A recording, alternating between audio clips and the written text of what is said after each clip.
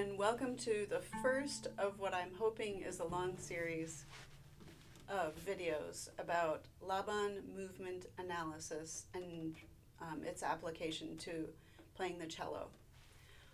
Today I'm starting with something from the body category. There are 6 what are called patterns of total body connectivity. Now, if you want to know more about these Laban concepts, if you're just not familiar with Laban at all, which I certainly wasn't before I did the certification, feel free to go to my website, which is listed below, and check out the blog posts about Laban. I'm going to try to tie each video to a blog post for those of you who are looking for further information. So the body category and the patterns of total body connectivity were developed mostly by Irmgard Bartenieff, and the patterns of total body connectivity came from her observation of babies. So what we're talking about today in terms of breath is breath that initiates movement. So many of us as string players at least go through a period of time where we are very concerned about our breath. A couple of reasons this comes into play. We often are told that we should breathe to cue, which is a really wonderful thing because breathing to initiate movement is always really, really helpful. And if you've noticed, you can cue with a certain amount of accuracy that you don't have if you just do this. If you're breathing, there's more accuracy there. And the other thing is that we are able, for better or worse, to hold our breath whenever we want to, or even if we don't want to, we end up holding our breath some of the time. So this exercise, which I call breathing scales, brings awareness to your breath. That's a big thing.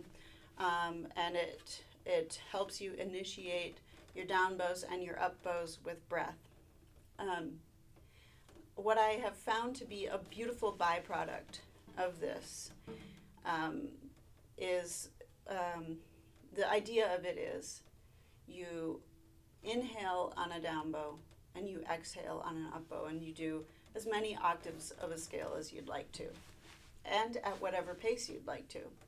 I always suggest trying any exercise that I give you at various paces and seeing what it brings you. But as we know on the cello, when we are here at the frog, we can really use just the weight of our arm in the string. In fact, we have more weight than we need just right here. You can kind of let your arm weight sink into the string and feel that that's more than you'll ever need. Unfortunately, it doesn't last, because as we go out toward the tip, the contact point of the hand on the bow and the bow on the string, they get farther away from each other. So suddenly we are finding ourselves applying pressure so that there's quite a bit of tension between the thumb and the index finger. So we feel the most tension right here out at the tip, and as we come back, it's a slow release. Our bow is like a spectrum of tension and relaxation. So I love the breathing scales also because it helps me feel that most tense moment before my exhale starts, and I come back to my kind of resting place, my place where I can be a little lazier, right here at the frog. So I'll show you what I mean, and please feel free to play around with these concepts as much as you'd like. I'm going to exaggerate the inhales and exhales so you can really see them on the video, but obviously there again you can try them subtle, you can try them obvious, you can try them on a whole spectrum in between. Here we go.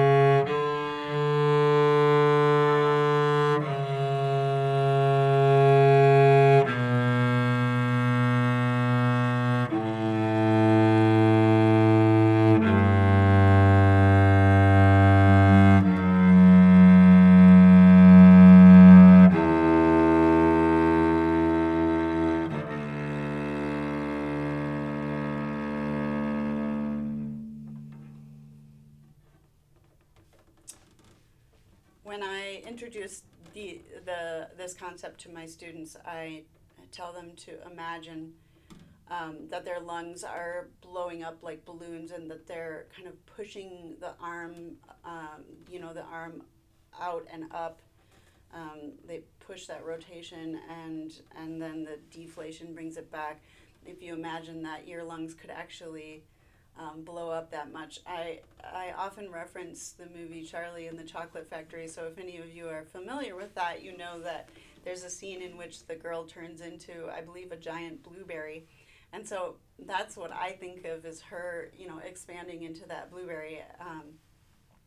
Whatever imagery works for you, it also helps me feel the lack of really terrible tension that we often feel here in the arm, trying to hold up our arm up.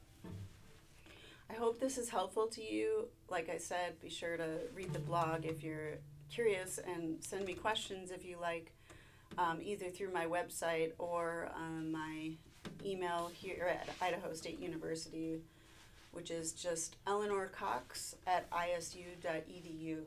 So I look forward to hearing from you, and I hope that I can be of some service.